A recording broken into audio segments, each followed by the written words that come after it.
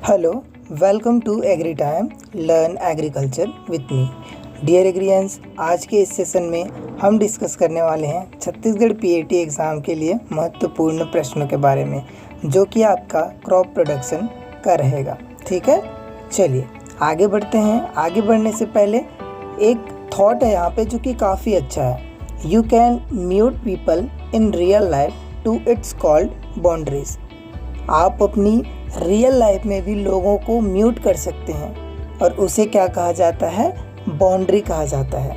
इसका मतलब यही है, निगेटिव बातों को छोड़िए, उसके लिए एक बाउंड्री बना लीजिए, पॉजिटिव बातों को उस बाउंड्री में रखिए। ओके, चलिए आगे बढ़ने से पहले अगर आप हमारे चैनल में नए होंगे तो सब्सक्राइब कर लो चैनल को, और जैसे ही उसमें पास में आए बेल आइकन में दबाओगे तो वहाँ पे ऑल वाला ऑप्शन आएगा, तो ऑल वाले ऑप्शन पे क्लिक कर लेना। तभी आपको क्या होगा, जो भी हमारा नेक्स्ट सेशन आएगा उसका नोटिफिकेशन मिलेगा। ठीक है, चलिए स्टार्ट करते हैं आज का सेशन। और फर्स्ट जो क्वेश्चन है आपके स्क्रीन पे ये रहा। उस कृषि यंत्र का नाम बताएं जो कटाई के साथ साथ फसलों को बांधने का कार्य भी करती है। क्या करती है कि भाई वो जो कृषि यंत्र रहेगा, वो एग्रीकल्चर मशीन रहेगा जो कटाई के साथ साथ फसलों को बांधने का भी कार्य करेगा। ऑप्शन ए में देखो क्या दिया है, रीपर दिया है। बी ऑप्शन में मोअर दिया है। सी ऑप्शन में दिया है कंबाइनर, और डी ऑप्शन में दिया आपका रीपर बाइंडर। चलो कमेंट करके बताओ इस क्वेश्चन का जो राइट आंसर है वो क्या होगा। जल्दी से कमेंट करो, 10 सेकंड का टाइम है भाई। चलो भाई, तो यहाँ पे क्विज 1 के लिए जिन जिन एग्रियंस ने रीपर बाइंडर जो क्वेश्चन डी जो है, ठीक है ना, ऑप्शन डी, उसका आंसर डी दिया है, उन सभी का आंसर राइट है। रीपर जो बाइंडर होता है, ठीक है, ये क्या करता है, ये आपका कटाई के साथ साथ फसलों को बांधने का कार्य भी करती है। तो जिन भी एग्रियंस ने डी आंसर कमेंट किया उन सभी का आंसर क्या हो जाएगा, यहाँ पे राइट हो जाएगा। ठीक, चलिए याद रखिएगा, हार्वेस्टिंग और आपका बाइंडिंग के लिए, दोनों के लिए काम में लाया जाता है आपका ये रीपर बाइंडर। चलो दूसरा जो क्वेश्चन है वो आपकी स्क्रीन पर ये रहा। ये कहता है नाइट्राइट को नाइट्रेट में बदलने वाला जो जीव है वो कौन सा है? An organism which convert nitrate to nitrate. और ऑप्शंस में देख लो, आपका एजिटोबैक्टर दिया है, बी में दिया है नाइट्रोबैक्टर, सी में दिया है नाइट्रोसोमोनास, और डी में दिया है स्यूडोमोनास। क्वेश्चंस अच्छे हैं, अगर आपने पढ़े हैं, अच्छे से तैयारी कर रहे हो एग्ज़ाम की, तो आप ज़रूर इसको बताओगे कि सही आंसर इसका क्या होगा। कमेंट करो क्वेश्चन नंबर 2 का जो आंसर है वो क्या होगा। An organism which convert nitrate to nitrite, Azotobacter, Nitrobacter, Nitrosomonas या फिर स्यूडोमोनास। कमेंट करो अपना आंसर क्या होगा भाई। चलिए इस क्वेश्चन के लिए जो आंसर है वो देखते हैं। तो क्वेश्चन नंबर 2 का जो राइट आंसर है वो हो जाएगा आपका बी, नाइट्रोबैक्टर। ये क्या करता है, ये आपका नाइट्रेट को नाइट्रेट में बदलने का कार्य करता है। ठीक है, तो जिन भी एग्रियंस ने क्विज 2 का जो आंसर है वो आपका क्या दिया है, बी दिया है, उन सभी का आंसर राइट है। क्वेश्चन नंबर 3 देखिए। क्वेश्चन नंबर 3 कहता है गेहूं का पौध अंतराल कितना होता है? जो आपका गेहूं में जो प्लांट है उसका पौध अंतराल, प्लांटिंग डिस्टेंस पूछा जा रहा है इन व्हीट क्रॉप, ठीक, वो भी सेंटीमीटर में। तो ऑप्शंस देखिए, आपका 20 से 10 दिया है, 30 से 10 दिया है, और 22.5 से 10 दिया है, और आपका 25 से आपका 15, यानी 25 गुना 15 दिया है। ठीक है, तो चलिए बताइए कि गेहूं का जो पौध अंतराल है वो कितना होता है। कमेंट कीजिए अपना जो आंसर है वो क्या होगा। चलिए, तो जो गेहूं का जो पौध अंतराल होता है वो कितना होता है, तो वो आपका होता है आपका 22.5 से या 22.5 गुना 10। इसके बीच में आपका क्या होता है, प्लांटिंग डिस्टेंस होता है। ठीक है, चलिए क्वेश्चन नंबर 4 देखते हैं। क्वेश्चन नंबर जो 4 है वो कहता है आपका कि सोलम शब्द संबंधित है, solum word related with soil temperature से, आपका मृदा ताप से है, या फिर सॉइल हॉरिजन से है, मृदा के संस्तर से है, या फिर सॉइल स्ट्रक्चर से, संरचना से, या फिर आपका विन्यास से, जिसको हम टेक्सचर बोलते हैं। तो बतलाइए क्वेश्चन नंबर 4 का जो आंसर है वो क्या होगा। सोलम जो शब्द है ये किससे रिलेट है भाई, किससे रिलेटेड है? चलो जल्दी कमेंट करो भाई जिसको भी आंसर आ रहा है। चलो देखते हैं भाई क्वेश्चन नंबर 4 का राइट आंसर क्या हो जाएगा। इस क्वेश्चन के लिए राइट आंसर हो जाएगा आपका ऑप्शन बी, मृदा के संस्तर यानी कि आपका क्या, हॉरिजन्स। ठीक है, क्या हो जाएगा, हॉरिजॉन से आपका क्या है, संबंध रखती है, जो आपका सोलम शब्द है। ठीक, ये क्वेश्चन पूछा जा सकता है तो ये याद रखना आप। चलो अगला क्वेश्चन देखो, क्वेश्चन नंबर 5। क्वेश्चन नंबर 5 कहता है कि खरपतवारनाशी जो हार्मोन्स के रूप में उपयोग में लाया जाता है। याद रखना यहाँ पूछा जाए a herbicide is also used as hormones. ठीक है, कौन सा ऐसा हार्मोन है जो कौन सा ऐसा खरपतवारनाशी है जो हार्मोन के रूप में भी आपका उपयोग में लाया जाता है। ऑप्शन ए में दिया 2,4-D, बी में दिया एट्राजीन, सी में दिया है सीमाजीन और डी ऑप्शन दिया है एनाक्लोर। चलो कमेंट करके बताओ क्वेश्चन नंबर 5 का जो राइट आंसर है वो क्या होगा। बहुत ही अच्छा क्वेश्चन है ये। A herbicide which is also used as hormone. ठीक है, चलो तो क्वेश्चन नंबर 5 का जो राइट आंसर है वो हो जाएगा ऑप्शन ए। ठीक है, 2,4-D। तो जिन भी एग्रीएंट्स ने ए आंसर कमेंट किया उन सभी का आंसर यहाँ राइट हो जाएगा। जो आपका 2,4-D है ये ऐसा खरपतवारनाशी है जिसको हम हार्मोन के रूप में भी यूज़ में लेके आते हैं। ठीक है, चलिए 2,4-D आप जनरली जानते ही होंगे, काफ़ी फेमस आपका क्या है, हर्बिसाइड है। चलो नेक्स्ट देखो क्वेश्चन नंबर 6। क्वेश्चन नंबर 6 क्या है, किस फसल में मिट्टी चढ़ाना आवश्यक नहीं है। क्वेश्चन अच्छे से पढ़ लीजिएगा, अब जब एग्ज़ाम दिलाने जाए वहाँ कंफ्यूज मत होना। किस फसल में मिट्टी चढ़ाना आवश्यक है यहाँ पूछा जा रहा है। ऑप्शन ए में आलू, बी में दिया है गन्ना, सी में दिया है सोयाबीन और डी में दिया है मूंगफली। तो यहाँ पे नहीं है दिया गया है ना। ठीक, तो बताओ इन ऑप्शनों में से किस फसल में मिट्टी चढ़ाना जो है आवश्यक नहीं होता। आलू में तो होता है भाई, ठीक है, आपका गन्ने में भी होता है, मूंगफली में भी आपका क्या किया जाता है, मिट्टी चढ़ाया जाता है। तो किस में नहीं किया जाता, तो बड़ी सिंपल से यहाँ पे आंसर सीधा सीधा दिख रहा है। ठीक है, तो जिन भी एग्रीएंट्स ने अगर सी कमेंट किया उन सभी का आंसर पहले ही राइट है। ठीक, जो सोयाबीन होता है इसमें मिट्टी चढ़ाने की आवश्यकता नहीं होती। बाकी आलू में, गन्ना में, मूंगफली तीनों में ही मिट्टी चढ़ाने का जो कार्य है वो आपका किया जाता है। जो अर्थिंग होता है ना, क्रॉप अर्थिंग जिसको बोला जाते हैं, अगर आलू हो जाता है तो आलू में हम क्या बोल देते हैं, अर्थिंग बोल दिया जाते हैं उसको। ठीक, ओके, तो चलो क्वेश्चन नंबर 7 की ओर बढ़ते हैं। क्वेश्चन नंबर जो 7 है वो कहता है भाई कि पौधों में ऊर्जा निर्माण का कार्य किस तत्व के द्वारा पूर्ण किया जाता है। Okay, which crop earthing is not required, ये तो हमने देख लिया था पिछले में। यहाँ पे आपसे ये पूछा जा रहा है कि पौधे में ऊर्जा निर्माण का जो कार्य है, ठीक, which element produce energy in plants. Potassium करता है आपका, कि फास्फोरस करता है, या फिर आपका मैग्नीशियम करता है, या फिर आपका सल्फर करता है। तो चलो जल्दी से बताओ, क्वेश्चन अच्छा है, पूछा जा चुका है ये क्वेश्चन, तो जल्दी से बताइए क्वेश्चन नंबर 7 का जो आंसर है राइट वो क्या होगा। चलो, तो जिन भी एग्रीएंट्स ने यहाँ पे बी आंसर कमेंट किया है उन सभी का आंसर राइट है। फास्फोरस जो होता है वो क्या करता है, पौधों में, प्लांट्स में आपका एनर्जी प्रोड्यूस करता है। ठीक है, जो आपका फास्फोरस एलिमेंट है वो आपका क्या करता है, प्लांट्स में एनर्जी प्रोड्यूस करता है। चलिए आगे बढ़ते हैं क्वेश्चन नंबर 8 की ओर। और जो क्वेश्चन नंबर 8 है वो कहता है यहाँ पे कि निम्न में से कौन मृदा आरक्षित फसल है।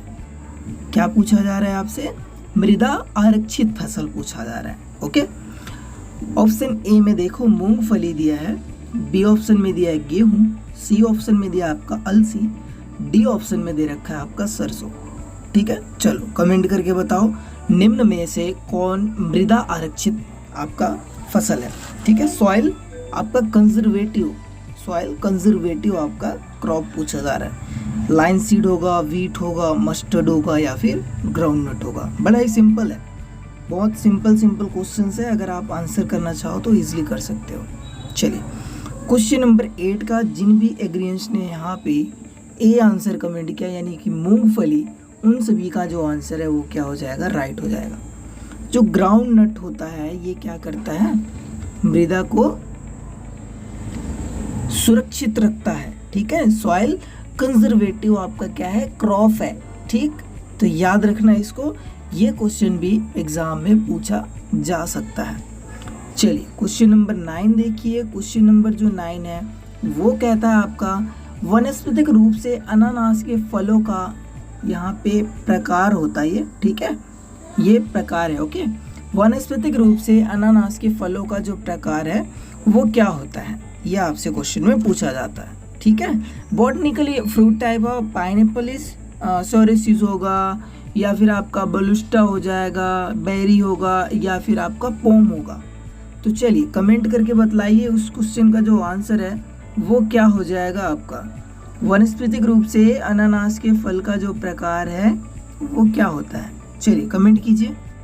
क्वेश्चन नंबर 9 का राइट आंसर क्या होगा। देखो अब बॉटनिकली फ्रूट टाइप पूछा जा रहा है किसका भाई, पाइनएप्पल का। तो पाइनएप्पल का जो आपका फल का जो प्रकार होता है, फ्रूट टाइप जो होता है वो होता है आपका सोरोसिस। तो जिन भी एग्रीडिएंट्स ने बी आंसर कमेंट किया उन सभी का आंसर यहाँ पे राइट हो जाएगा।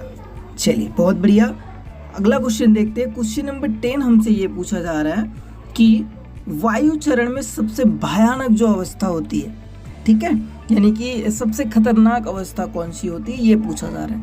Most dangerous stage of wind erosion, ठीक है, वायु चरण।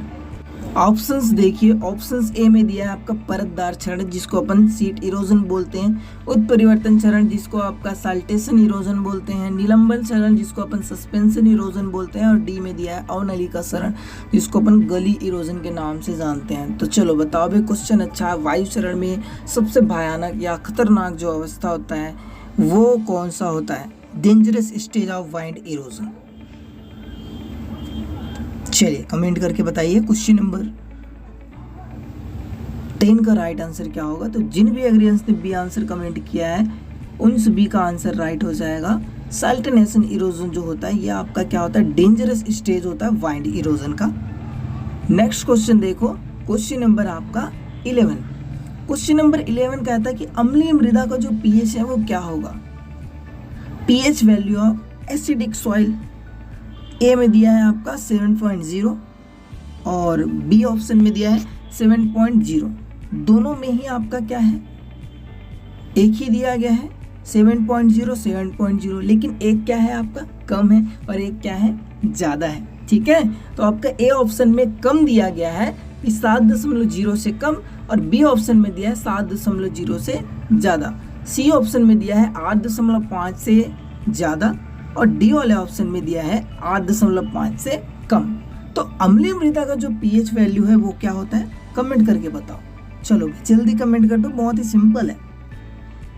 चलिए इस क्वेश्चन के लिए जो राइट आंसर है वो क्या हो जाएगा, ऑप्शन ए। जिन भी एग्रीडिएंट्स ने ये आंसर कमेंट किया उन सभी का आंसर क्या हो जाएगा, राइट। अम्लीय मृदा का जो पीएच है वो आपका 7.0 से कम होता है।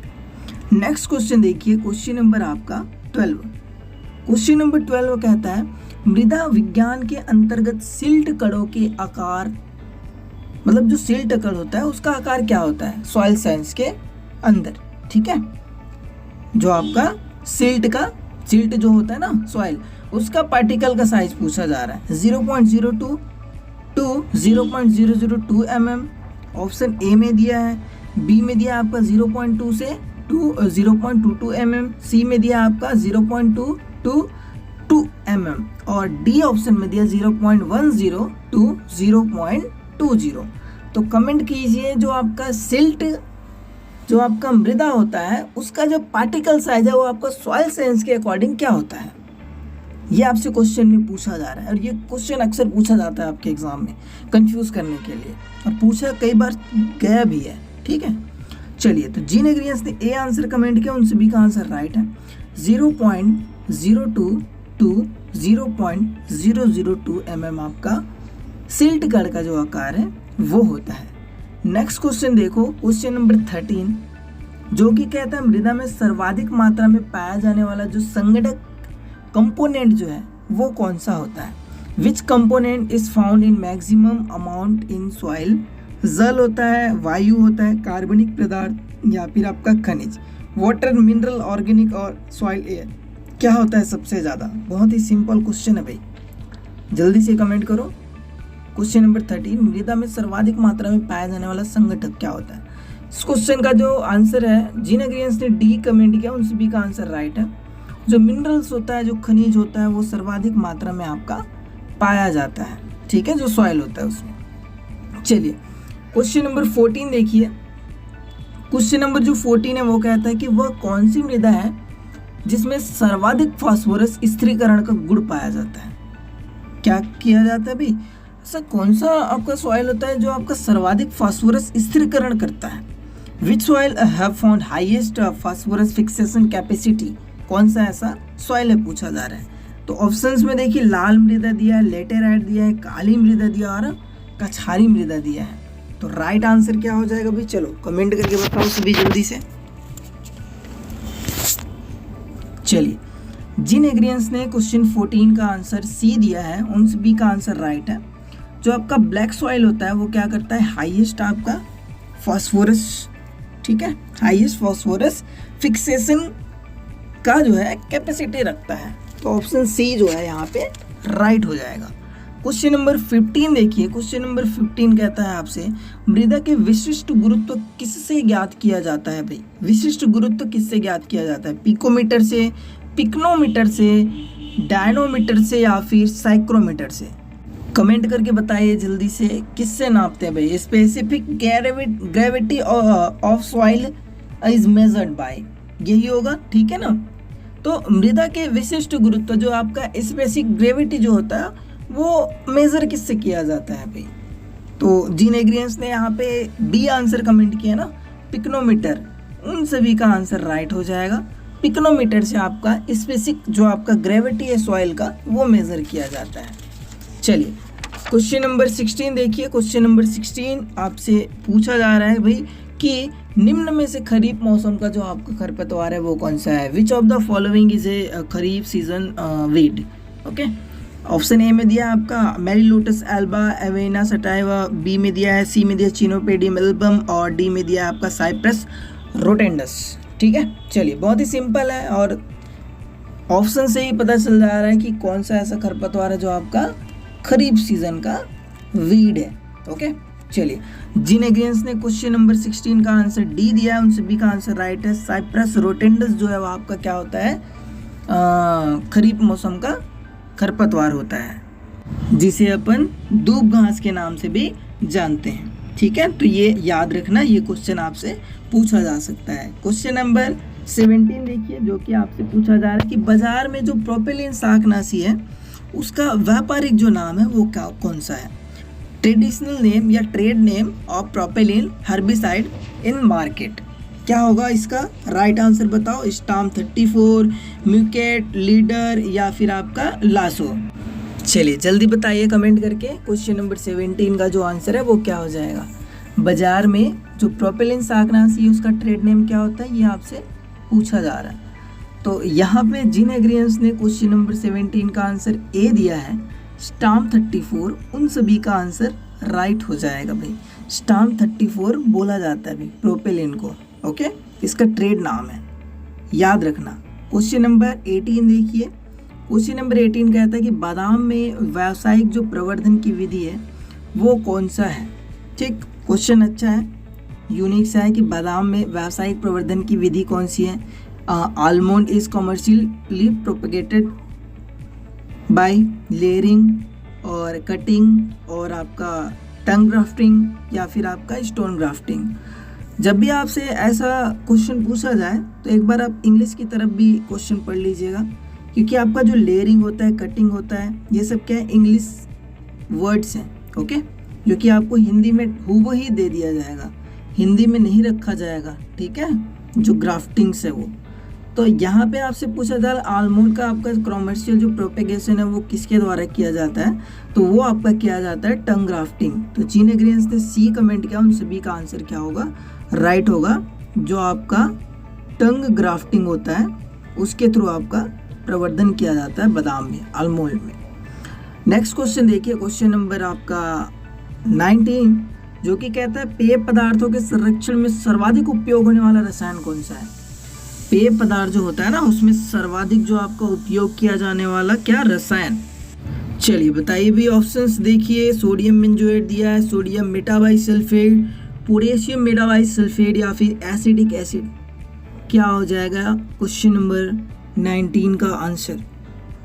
चलिए जल्दी बताइए, इस क्वेश्चन का आंसर क्या होगा। Mostly used preservative chemical for beverage. तो जिन एग्रीडिएंट्स ने यहाँ पे सी आंसर कमेंट किया है, पोटेशियम मेटाबाइसल्फेट, उन सभी का आंसर राइट हो जाएगा। ठीक है, सर्वाधिक उपयोग किया जाने वाला जो केमिकल है या रसायन जो है वो आपका पोटेशियम मेटाबाइसल्फेट होता है। क्वेश्चन नंबर आपका 20, पपीते की सर्वाधिक पपेन की उपज देने वाली जो वैरायटी है, जो किस्म है, वो कौन सी है। ये क्वेश्चन आपसे पूछा जा चुका है, ठीक है, और पूछा जा भी सकता है, तो ये भी याद रखना, और इम्पोर्टेंट क्वेश्चन है ये। ठीक, तो क्वेश्चन पढ़ लो एक बार, पपीते की सर्वाधिक पपेन की उपज देने वाली जो वैरायटी है वो कौन सी है, ये बताना है भाई आपको। The maximum papain yielding variety of papaya, CO2, CO5, CHD, जिसको अपन कुर्ग हनी ड्यू बोलते हैं, और डी ऑप्शन में दिया आपका ताइवान। चलिए कमेंट करके बतला दीजिए क्वेश्चन नंबर 20 का राइट आंसर क्या हो जाएगा। चलो देखते हैं इस क्वेश्चन का राइट आंसर क्या हो जाएगा। ऑप्शन बी, CO5, जो आपका फेमस वैरायटी है किसकी भाई, पपीते की, पपाया की, जो कि आपका पपेन के लिए, पपेन के यील्डिंग के लिए क्या की जाती है भाई, कॉमर्शियल रूप से कल्टीवेट किया जाता है या इसका खेती किया जाता है। ठीक, तो याद रखना ये क्वेश्चन पूछा जाता है, पपीते से रिलेटेड बहुत ही बढ़िया ये क्वेश्चन है। ठीक, चलिए तो डियर एग्रीएंट्स, ये रहा आज का ये क्विज सेशन। अगर आपको जो क्विज सेशन है वो अच्छी लगी, कमेंट करके ज़रूर बताएं आपको कैसी लगी। लाइक ज़रूर कीजिएगा, शेयर करना अपने दोस्तों के पास, ताकि हम और भी जो आपके लिए सेशंस है वो अपलोड कर पाएँ, ला पाएँ। और चैनल पे अगर आप नए होंगे तो चैनल को सब्सक्राइब ज़रूर कर लेना। मिलता हूँ किसी और वीडियो में, तब तक के लिए सभी को जय जवान जय किसान।